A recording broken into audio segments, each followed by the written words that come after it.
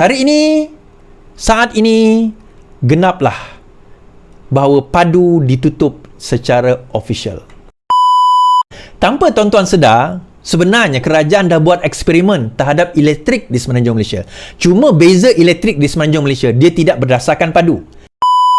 Dahulu tu tahun 2022 sebelum 2022, subsidi kita hanyalah bernilai 30 bilion ringgit. Dan Alhamdulillah seramai hampa kira tu 11 juta babe. 11 juta, 11.55 juta rakyat yang percaya dengan kerajaan hari ini. Assalamualaikum warahmatullahi wabarakatuh. Alhamdulillah geng. Okey geng, alhamdulillah. Buat masa ni dah berjuta-juta orang dah berdaftar. Dah 17 juta orang yang dah daftar padu.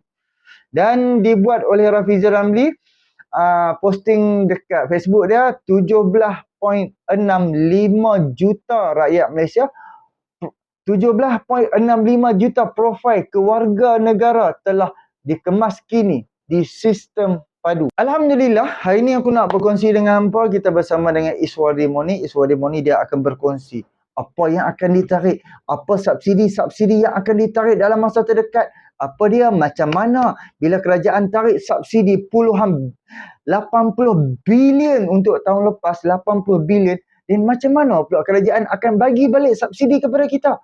Dah kerajaan tarik subsidi dekat satu-satu barang yang kerajaan bagi tu.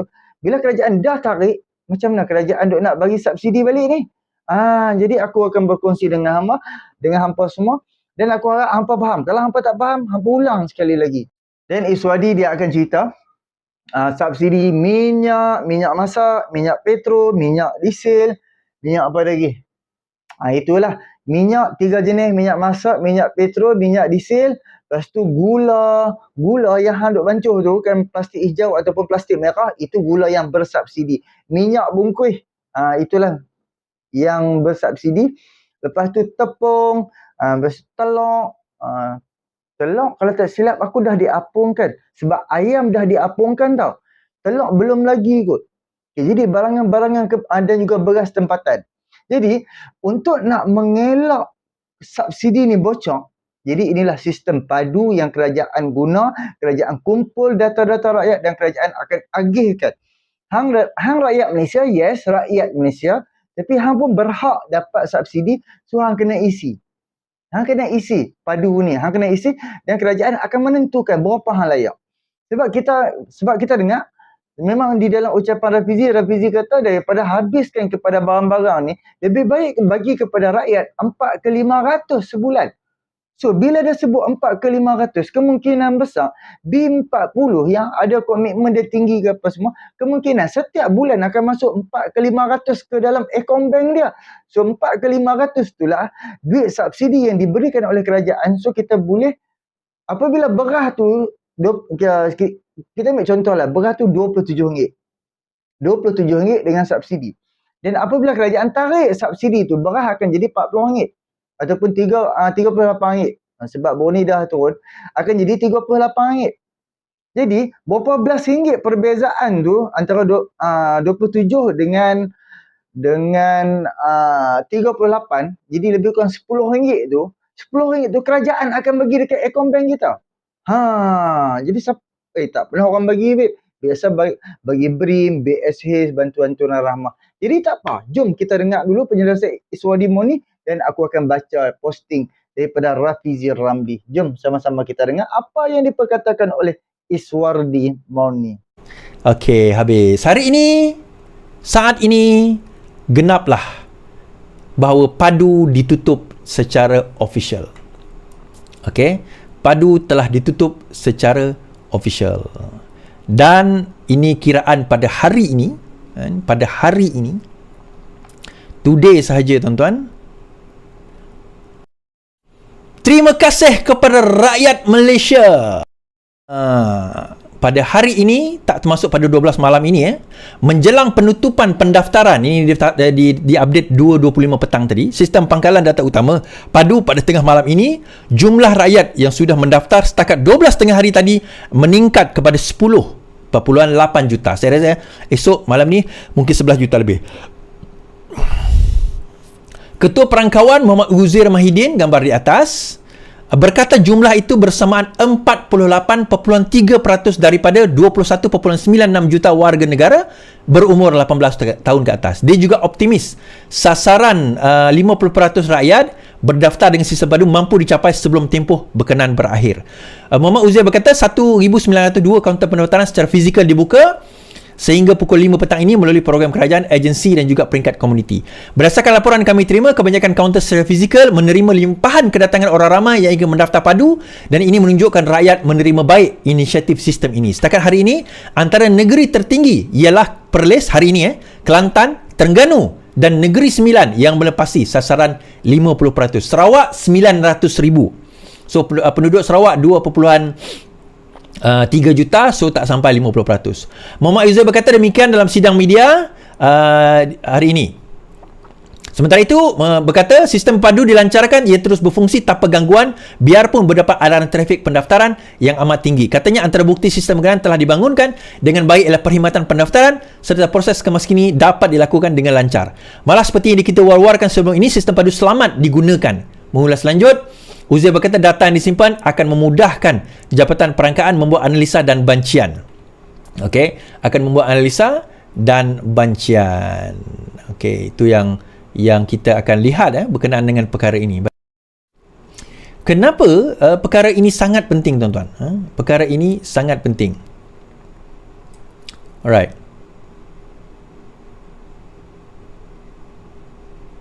Okey. Dalam masa yang sama, so what will happen kalau saya tak isi padu is? Kan saya dah sebut. Maklumat asas didaftarkan automatik jika data tak dikemaskini. Rakyat Malaysia yang tidak mengemaskini data mereka di dalam padu akan didaftarkan secara automatik maklumat asas mereka. Kata Ketua Perangkawan Malaysia, Muhammad Uzair memberitahu sidang media bahawa maklumat yang telah lengkap diisi lebih lengkap diperlukan walaupun pelbagai agensi telah mengumpul data. Dalam sistem padu, kami mempunyai data untuk kira-kira 30 juta rakyat Malaysia. Yalah, daripada kita lahir kan. Namun, itu hanya data asas yang kami kumpul daripada berbagai agensi. Apa yang kita perlukan ialah data dinamik, katanya. Tarikh akhir ialah berakhir tengah malam ini, dah selesai dah malam ini. Sehingga semalam 10.6 juta, pukul 12 tadi 10.8 juta. Ia meningkat 48%. Baik. Now, why is this important, tuan-tuan? Timbul satu persoalan yang dibangkitkan baru-baru ini, malah daripada Maida ke, ada satu kajian dasar mengatakan bahawa RON 95 akan naik sehingga RM2 something apabila subsidi dimansuhkan. Baik, tuan-tuan, saya nak cerita. Sebelum saya cerita, okey, saya mulakan dengan ini dulu. Berita tergempar. Subsidi minyak dan subsidi diesel RON 95 dan diesel akan dihapuskan. Sekian, terima kasih. Dia biar kat situ, mak, habislah is, akan dihapuskan. Okey. Saya cerita bukan setakat RON 95, bukan setakat diesel, tuan-tuan. Yang mana bersubsidi ni semua akan dihapuskan. Termasuk mungkin minyak masak, ini kemungkinan yang mana ada subsidi lah, semua akan dihapuskan. Bermakna semua akan diapungkan mengikut harga pasaran.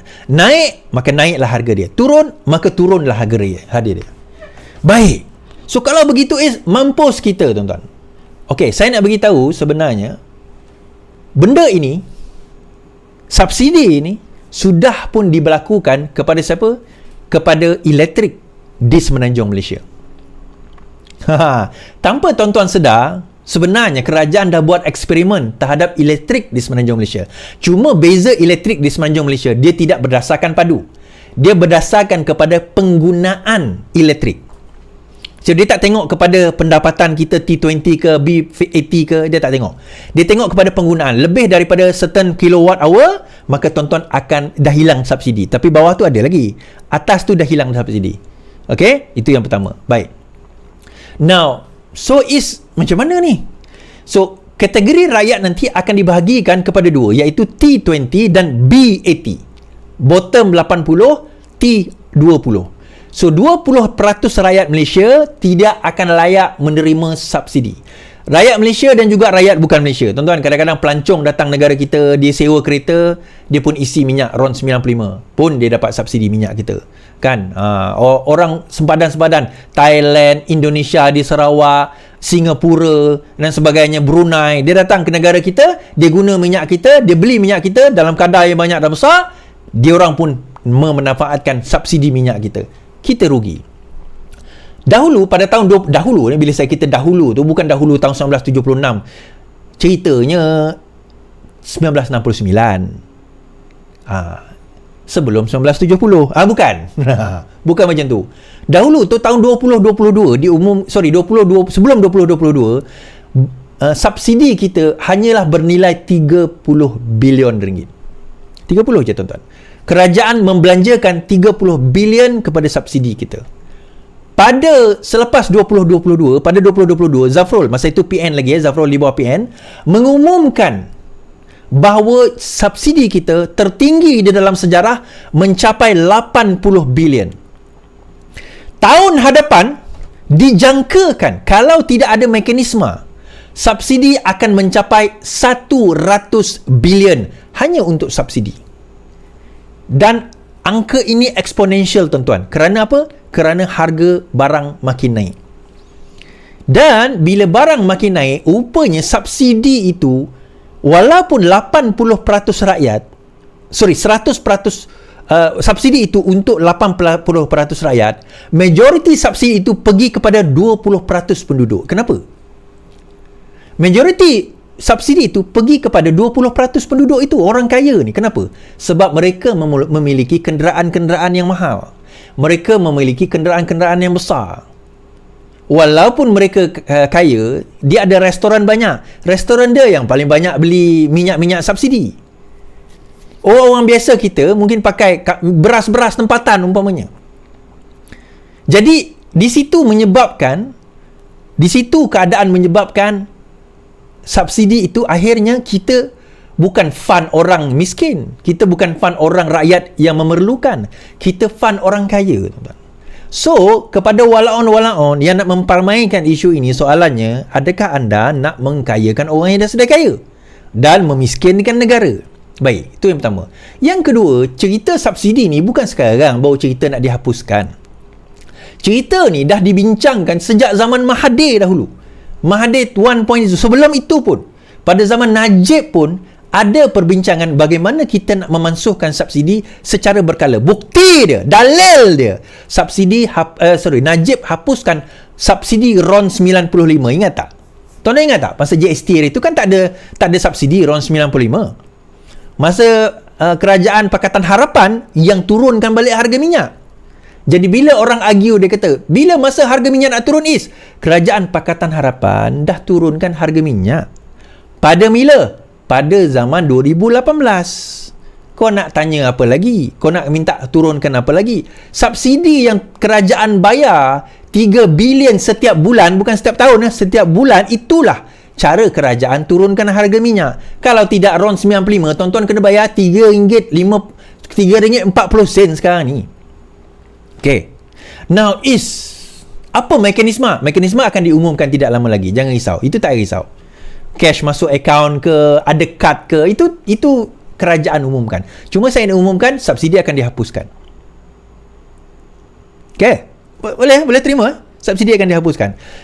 Habislah kuis. Aku tak boleh dapat subsidi lepas ni, teruklah aku hidup aku. Kalau tuan-tuan rasa tuan-tuan hidup akan teruk kerana tak ada subsidi minyak, insya-Allah tuan-tuan layak. Bermakna tuan-tuan layak lah. Maksudnya tuan-tuan bukan T20. Orang T20 ni tuan-tuan, kalau tuan-tuan kenal lah, dia jenis belanja duit, dia tak ingat. Dia boleh keluar duit macam tu, dia bayar 1,000, 2,000 sekali makan tu, nothing. Saya pernah, bukanlah kenal, tahulah. Seorang ni, dia bukan Islam, kalah judi satu malam 5 juta. Kalah judi satu malam 5 juta. Alamak, kalah lah aku malam ni. Dia belah je. Elak je. Ini golongan yang tak patut dapat subsidi. Dia orang guna RON 97 ke? Kau ingat? Dia orang bukan bodoh. 95 ke? Kau ingat? Dia ingat bukan bodoh. Kan? Ada some of them masih guna RON 95. Dia kata, buat apa aku nak bayar mahal-mahal dengan minyak? Kecuali kereta dia yang mahal lah. Kereta yang mungkin Ferrari, Lamborghini, Mustang ke, tak tahulah kan. Mungkin itu guna RON 97. Tapi kereta dia bukan ada satu kereta. Kalau korang fikir orang macam ni dia 1-2 kereta, memang naif lah korang. Ini dia ada satu garaj, satu floor tu hanya untuk letak kereta dia saja. Pun dia orang dapat subsidi tau. Jangan main. Sebab itu dia jadi kaya. Sebab dia ada fikiran macam tu. Fikiran yang boleh menguntungkan dia dan tak salahkan pun. Tak salahkan orang kaya macam ni pun, sebab itu dah ada, aku gunalah.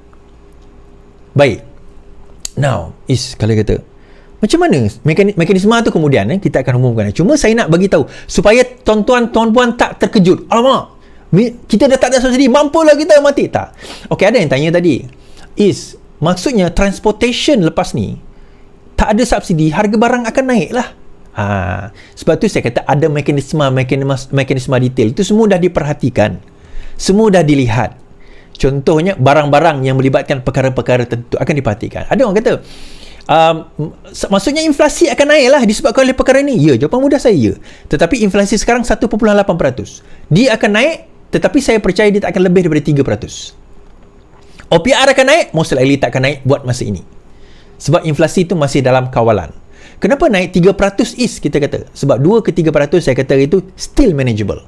Kerana dia ada shocked. Tetapi the moment cash itu masuk ke dalam akaun tuan-tuan nanti, kalau betul cash ataupun subsidi punya kad dan sebagainya, maka pada waktu itu kita akan dapat lihat penurunan pada harga. Kenapa ni semua nak buat benda ni? Okay. Yang pertama, kita kena faham dasar kerajaan Madani ni. Yang ni ramai orang tak faham ni. Kita kena faham dasarnya dulu. Kita sekarang tengok picisan. Kita nak buat rumah. Tapi kita duk tengok, duk parti, kenapalah dia buat tiang tu, dia guna material ni. Kita tengok tiang. Kita tak tengok rumah tu. Kalau rumah tu rumah kecil, mesti dia pakai kayu yang biasa. Tapi kalau dia nak buat agam rumah yang besar, dia tak boleh pakai kayu yang biasa. Dia kena pakai konkrit yang mahal. Supaya rumah itu tahan. Nak buat KLCC tiang, dia tak sama macam nak buat rumah. Tapi orang yang biasa buat rumah, tiba-tiba dia tengok kerajaan nak buat tiang mahal, dia marah. Apa ni? Kita nak buat tempat tinggal je. Padahal ni dah buat KLCC contoh, atau bangunan macam KLCC. So lain. So apakah yang kerajaan Madani ni nak buat? Salah satu dia ada 5, tapi satu. Raise the ceiling, raise the floor. Saya tanya kawan saya tadi, korang faham tak apa maksud raise the ceiling, raise the floor? Tak faham lah, Is. Okay, aku terangkan apa maksud raise the ceiling, raise the floor. Now, kita nak tingkatkan pendapatan rakyat negara. Kita nak tingkatkan pendapatan negara kita, betul? Sekarang ini, sejak 20 tahun, pendapatan negara kita macam ni. Stagnan je. Kita tak ada pendapatan baru. Kita ada daripada chip, pelaburan-pelaburan ni, dia macam ni. Dia naik sikit, turun sikit, tapi dia macam ni. Pendapatan kita tidak berubah kerana kita tidak ada industri baru. And that is why, menjawab persoalan, kenapa gaji kita tak naik? Sebab pendapatan dia sedemikian, dia nak raise macam mana? Sebab kalau kita raise gaji, akhirnya kos meningkat, dia orang ni tak boleh tanggung, dan dia boleh bankrupt atau dia lari negara lain. So in order untuk raise the floor, which is gaji kita, dia kena raise the ceiling. Pendapatan bisnes-bisnes ni. So bagaimana dia nak raise the ceiling? Pertama, kita kena kurangkan subsidi, bocor subsidi, bukan kurang subsidi, tetapi kurangkan kebocoran subsidi supaya kita boleh laburkan perbezaan subsidi itu kepada perkara-perkara yang boleh meningkatkan pendapatan syarikat-syarikat. So T20 kata kami tak dapat apa-apa. Dengan penjimatan subsidi itu, kamu akan jadi lebih kaya. Kamu nak tak? Ini jawapan saya kepada golongan T20 yang mengadu pada saya.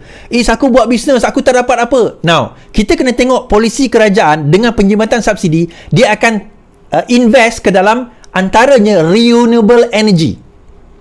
Tuan-tuan tahu pelaburan baru-baru ini 7 billion USD daripada Jerman. Kerana apa? Renewable energy. Ada satu pelaburan baru. Saya tak nak announce lagi tuan-tuan. Saya tak nak announce, tetapi satu pelaburan baru yang masuk ke dalam negara kita ni big. Tuan-tuan, kalau saya sebut, tuan-tuan semua akan tahu. Mustahil tuan-tuan tak tahu company ni. Tapi saya nak kata dia akan masuk dalam negara kita atas satu sebab, iaitu kita commit kepada renewable energy, green energy. Kita commit kepada itu, sebab itu dia nak masuk dalam negara kita. Nantilah kita tunggu dia announce. But, macam mana kita nak invest dalam renewable energy, satu industri baru, kalau sekiranya kita tak ada dana dan wang untuk kita nak invest dalam perkara itu. Kerana kita habiskan kepada, kita nak letak subsidi yang akhirnya bocor pun. Majoriti rakyat tak dapat pun. So, dalam keadaan ini, polisi kerajaan Madani ini, raise the ceiling, raise the floor. So bila kita dapat raise the ceiling kerana kita jumpa pendapatan baru, maka floor gaji kita boleh naik. Di situlah nanti inflasi naik 3% pun kita tak terasa kerana gaji kita sudah mula meningkat. And that is why saya nak bagi tahu tuan-tuan dan puan-puan, galakkan anak-anak tuan-tuan dan puan-puan sekarang ini venture into security system. Kan, security system maksudnya yang melibatkan IT ni, security system, digital marketing, digital content. Galakkan dia orang dalam data analytic. Ini industri-industri yang akan berkembang for the next 5 to 10 years. 10 tahun lagi. Bukan 10 tahun, sekarang dah ada dah. Sebab benda ni semua marketable to the world, bukan setakat Malaysia. Saya ulang mana-mana anak yang ambil SPM atau bakal ambil SPM nanti, fokuskan dia orang kepada computer science, computer engineering.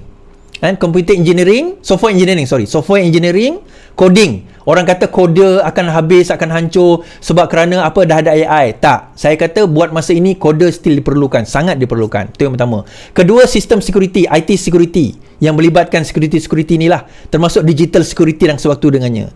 Yang ketiga, melibatkan digital content. Yang keempat, tuan-tuan boleh tengok dalam data analitik, terutama analisa-analisa. Sebab itu, padu boleh jadi accurate kerana apa? Kerana data yang mereka ada itu boleh digunakan. Data yang mereka ada itu boleh digunakan untuk membuat analisa. Kenapa kerajaan perlukan data yang dynamic ni? Kita tengok tadi apa orang kata, statistik punya KP mengatakan dia perlukan data. Kenapa diperlukan data yang dynamic? Tuan-tuan, daripada data ini baru kita boleh buat analisa, baru kita boleh buat keputusan. Data itu akan membawa satu corak itu membawa kepada satu keputusan. Satu keputusan ini akan menentukan behavior. The more data we have, the more accuracy. Lebih accurate kita boleh buat keputusan kita. Okay. Sekejap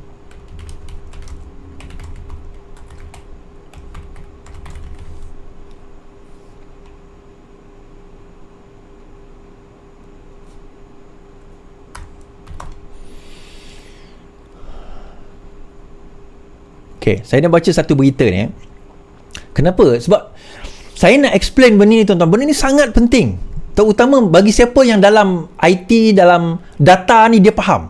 Especially data driven. One of my company punya forte is actually juga dalam data. Cuma saya tak pernah reveal pada tuan-tuan lah kan. Kami juga terlibat dalam data secara langsung atau now. Ini dalam NST hari ini.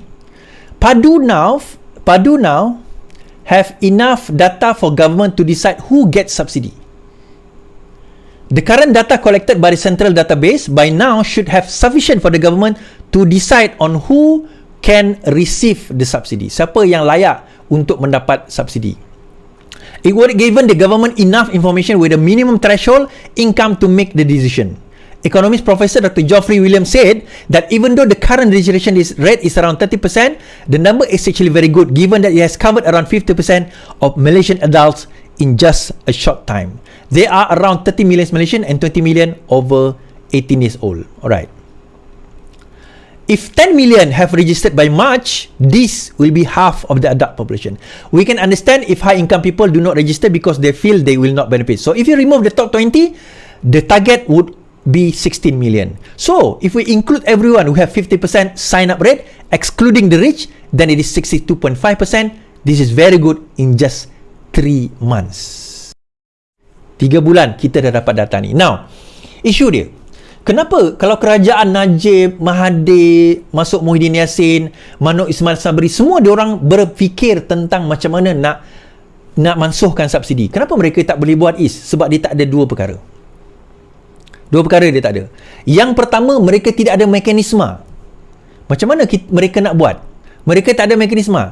And that's why masuk perkara kedua. Sebab itu mereka tak nak hapuskan. Kedua, kena ada willingness, political will untuk nak hapus, apungkan.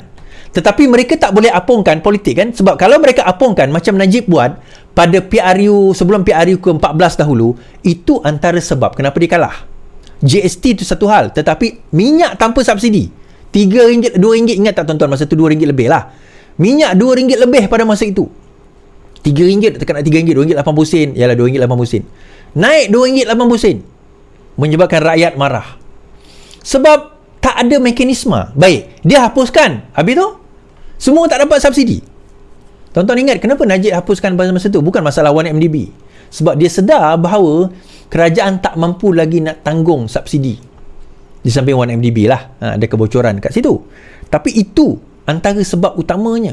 And that's why dengan data. Kenapa data ni penting, tuan-tuan? Data tu nanti yang akan really, apa orang kata, secara accuratenya predict behavior kita, predict pemikiran kita. Tuan-tuan perasan tak iklan dalam semua social media? Perasan tak? Iklan tu kena dekat kita, bukan iklan tu kena dekat kita.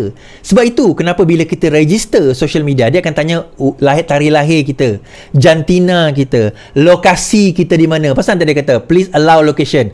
Bukan dia allow location, oh saya sekarang di Kajang, saya sekarang di Sarawak. Bukan dia nak allow tu. Sebenarnya dia boleh tahu dan detect tuan-tuan berada dekat mana. Dekat situ dia boleh targetkan marketing. And that's why kenapa lelaki Iswardi, lelaki umur 47 tahun kan, orang Sarawak, okey, kalau 47 ni dia akan ada sakit pinggang, okey, iklan ubat sakit pinggang. Dia mesti takut selalu pening kepala sebab dia selalu online, mesti online pukul 12, pukul 1, pukul 2 mesti masih online. Okey, dia selalu pening kepala, iklan sakit kepala. Saya ada masa untuk sakit kepala. Dia ni mesti dah ada sakit lutut ni. Okey, iklan sakit lutut. So dia dah tahu, dia dah dipanggil profiling kita. Dia dah profilekan kita. Macam mana dia boleh profilekan kita? Data. Data itu dia tengok behavior kita. Kalau tuan-tuan scroll TikTok, dia boleh nampak behavior kita. Dia tengok kita ni suka tengok perempuan berjoget, dia keluar iklan video-video perempuan berjoget. Dia keluar pula iklan-iklan berkenaan dengan perkara itu. Kalau budak-budak muda, tak percaya, tuan-tuan ambil anak-anak tuan-tuan punya TikTok, tuan-tuan ambil tuan-tuan punya TikTok. Comparekan iklan yang keluar tu. Iklan anak-anak tuan-tuan berbeza dengan iklan tuan-tuan yang umur 45 ke atas ni. Betul tak? Tak percaya buat. Why? Data. Data, tuan-tuan. So daripada situ, data itulah yang membawa kepada akurasi kita nak menentukan. Data inilah, mekanisme inilah yang Perdana Menteri sebelum ini tak ada. Kita sudah ada. Dan ini bukan setakat akan membantu kerajaan supaya tak bocor dia punya subsidi. Selepas ini kalau Thailand nak beli, Indonesia nak beli, Brunei nak beli minyak, kita belilah. Tapi dia beli pada harga sebenar. So dia menambah lagi pendapatan stesen-stesen minyak di negara kita. Belilah. Kan? Kau nak beli berapa tangki pun kau belilah. Tak ada hal. Tapi maksudnya kita selamat daripada segi subsidi. Pelancong datang daripada negara luar, jutaan orang pakai kenderaan, pakai kereta sewa dan sebagainya. Dia nak isi minyak, easy, tapi harga tanpa subsidi lah. Right? Habis kat situ. Alhamdulillah geng, aku harap hampa ni faham mekanisme yang akan digunakan oleh kerajaan untuk nak bagi subsidi. Wajib kerajaan wajib buat subsidi bersasar. Kerajaan wajib buat. Aku nak abang pergi ke hampa. Wajib. Aku setuju sangat. Hampa bayangkan tahun lepas 80 bilion babe bagi subsidi sahaja. 80 bilion. Hampa kira tengok 80 bilion, kemungkinan 30 bilion ni, 30 bilion untuk pendatang asing yang dalam Malaysia ada lebih daripada 3 juta pendatang asing. Mereka mai untuk bekerja di dalam negara. Dan mereka tak layak dapat macam subsidi, minyak gula ke apa segala makna subsidi. Mereka tak layak. Sebab mereka mai sini bukan untuk hidup di dalam ni. Mereka mai untuk bekerja di dalam Malaysia. So hampir 30 bilion untuk mereka. 30 bilion untuk mereka. Dan di dalam aku bajet berkon 30 bilion ni lah yang subsidi bocor. Subsidi yang diseludup ke negara-negara jiran. 30 bilion ni lah yang rakyat-rakyat Singapura mai masuk ke dalam Malaysia, isi minyak kereta penuh, beli barang-barang keperluan yang murah di dalam Malaysia, lepas tu bawa balik negara dia. Tapi mereka tak boleh beli banyak lah sebab ada custom, ada sepadan, ada pemeriksaan immigration. So kalau dia beli banyak, boleh kantoi. Itu cara belah Singapura. Belah Kelantan, paling banyak sekali minyak masak, berapa puluh tan minyak petrol ekspor seluduk pi ke belah Thailand. Minyak masak, minyak diesel seluduk pi habis. Tengah-tengah laut pun dia buat sistem butter, tengah laut buat sistem barter.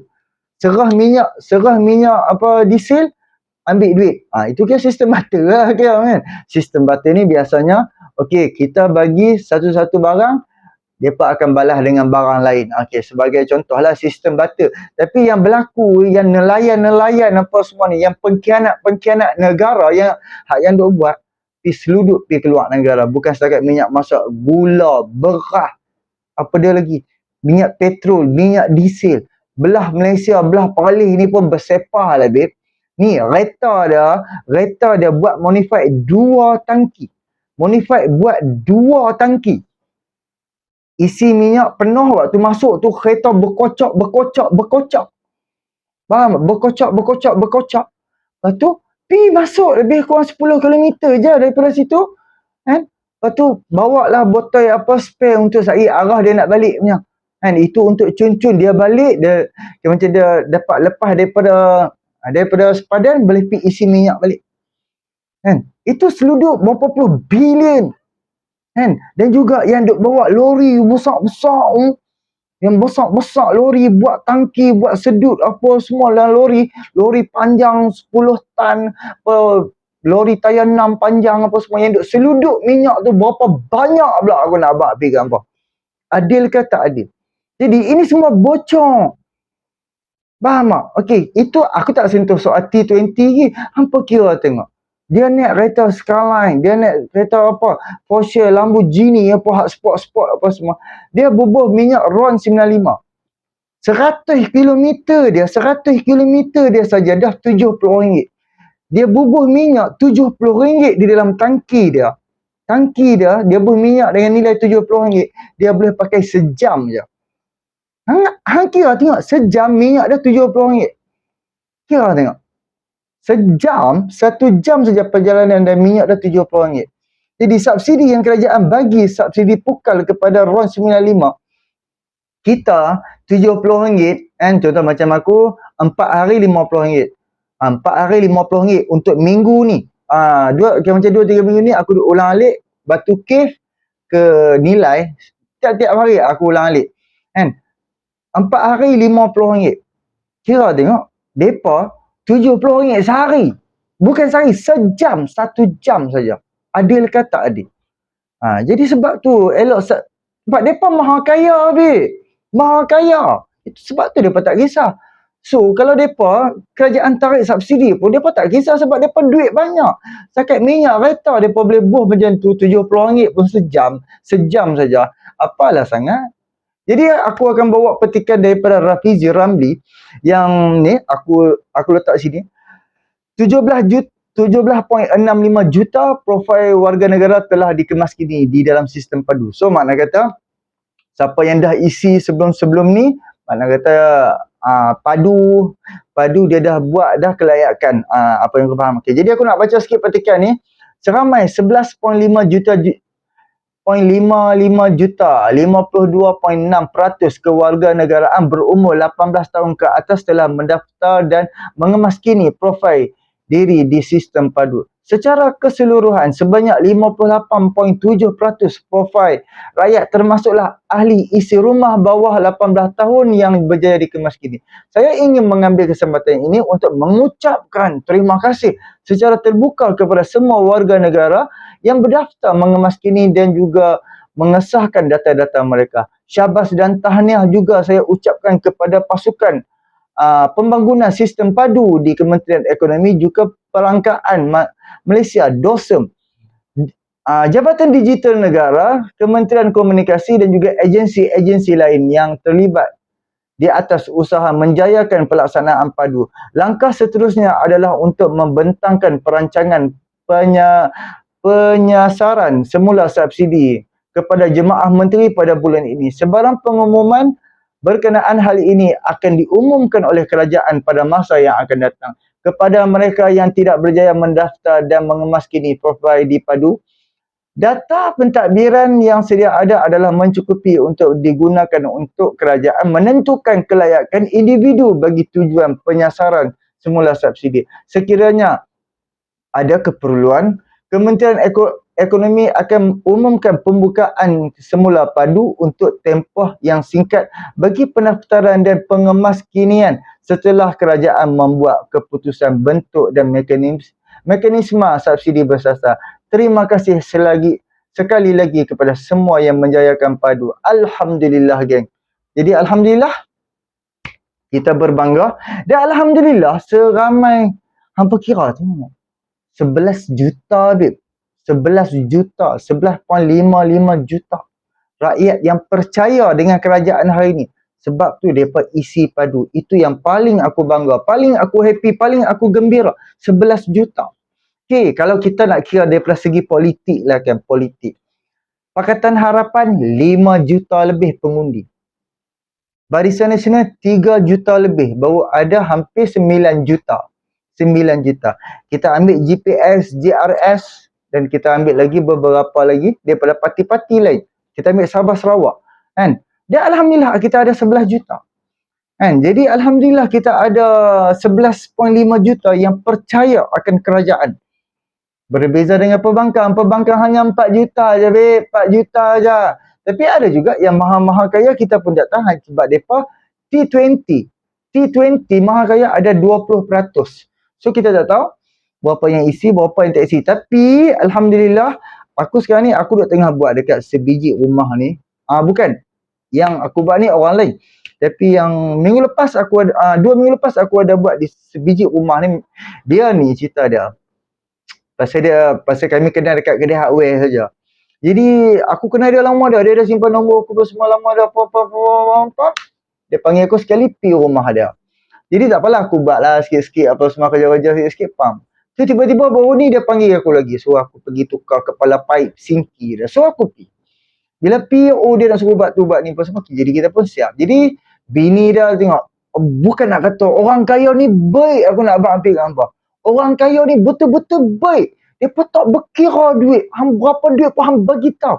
Lepas tu dia pun tak kira makanan. Kalau ada tetamu, walaupun aku bukan tetamu, aku hanya mai buat kerja, menyelesaikan masalah dia. Tapi dia anggap aku sebagai tetamu, ya Allah. Dia punya hidang dekat aku sebelum puasa. 2 hari ke 3 hari sebelum puasa.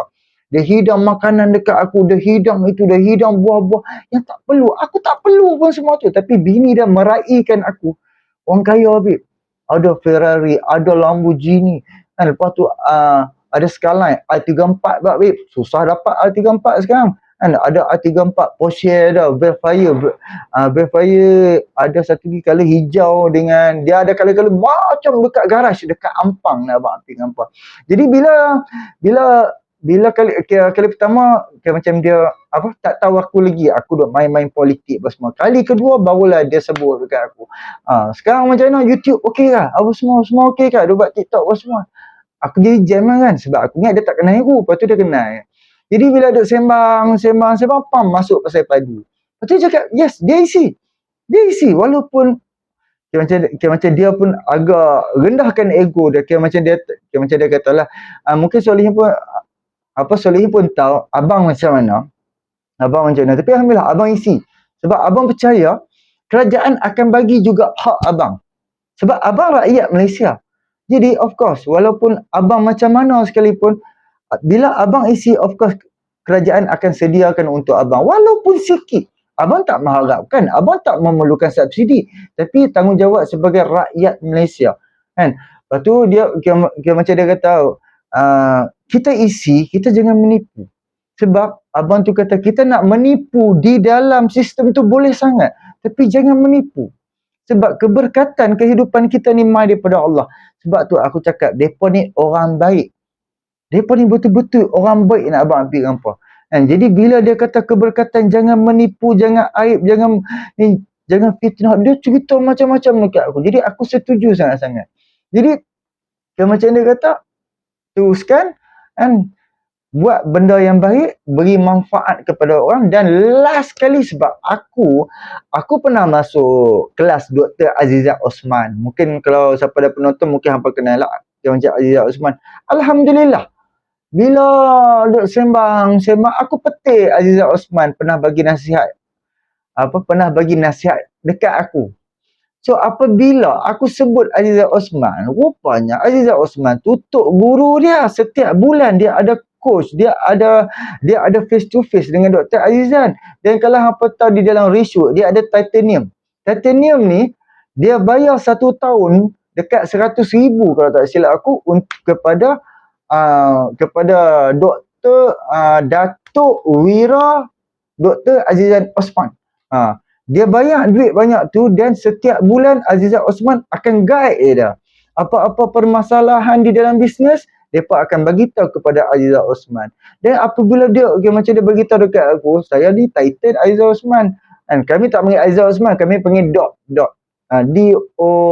DOC. And Azizah Osman, abang ni Titan. Aku bilang, oi, Titan? Oi, bang, seronok lah. Tapi kita cerita cemburunya. Habis saya pun saya nak, tapi bisnes belum okey lah apa semua kan. Jadi maksud aku yang aku ceritakan kepada hampa, inilah orang kaya bermentaliti memang best. Dah tak kedekut peramah, lepas tu tak satu hari babe, aku pergi buat kerja berapa jam je, aku dapat 500 kan. Aku hanya tukar satu barang per, aku cakap 300.5, dia tak nak ambil lah 500 kan. Sebab apa? Sebab tu jiwa orang kaya ni lain kan. Mereka takkan menipu, dan padu ni pun mereka percaya.